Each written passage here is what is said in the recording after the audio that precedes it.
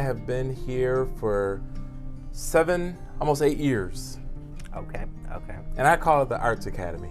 Arts See, because if you say performing arts, it just means just the performing arts. But we got visual arts. That's just We'll say the Arts Academy. the Arts Academy. There you go. What inspired you to become an art teacher?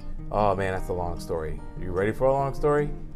We got time. All right. So I used to be, I was a bank manager, and I worked for Citibank, M&T, and then I left there, started working in the auto industry, making a lot of money, doing my life was like butter.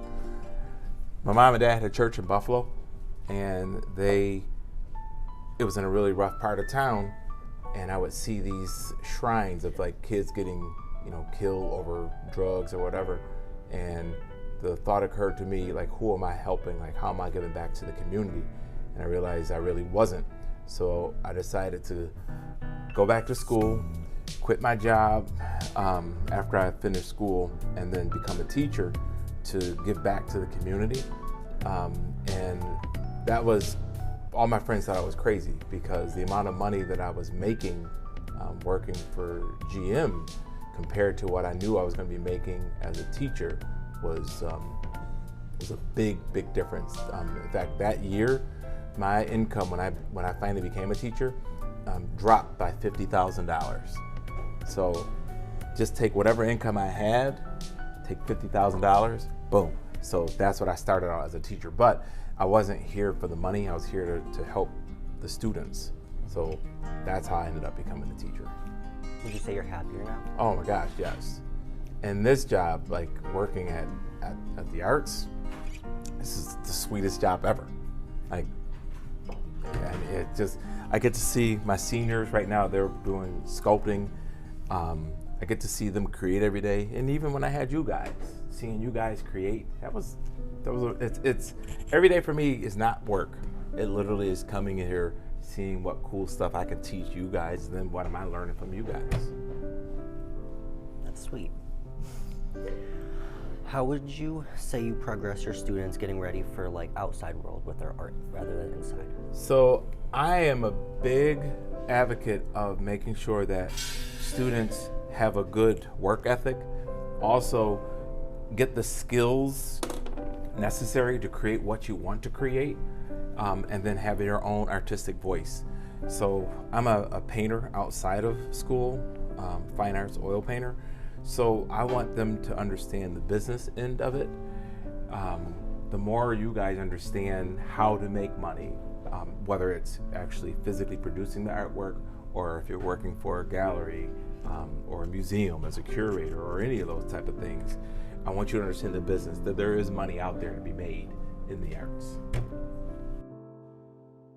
So here, there's a lot of work, as you guys can attest to. The amount of work when you guys would, if you're working on a portrait or whatever, I would send you back to your seat multiple times saying, check this, check that, look at the values, look at your shapes. So it's constant, it's hard work. And that most people don't see. That's where our discipline is a lot different than like the performing arts, because the performing arts, they can see the people doing the process. They don't see all the hard work behind it, but they can actually physically see the person doing it. You guys, all they have to go off is what they're seeing in front of them, a still image.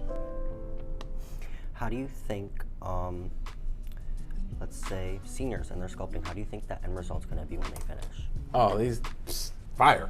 My students are beasts. They, first of all, this level of sculpting is extremely difficult. You don't even see this in the undergrad level in college. So from freshmen to seniors in college in sculpting, they're not doing this. This is something that they do on the master's level.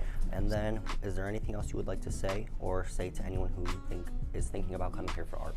Oh, if you want to come here for the arts, first of all, you have to love this, because this is not easy. You have to love creating, and you have to be comfortable with failure. You have to be comfortable with taking risks. As I tell my students all the time, if I give you something to do and you can just do it really quickly, easily, it's not hard enough for you. No matter how good it looks, if it's real easy, then you're not pushing yourself, or I'm not pushing you. So I want anybody who wants to come here to realize that you're gonna be doing this every day for how many ever years you're gonna be here. So make sure you really love it, because when it gets tough, you need to be able to stick it out. So definitely come here, because you're gonna learn some stuff. But just be prepared to work. We'll have fun, but you're gonna work.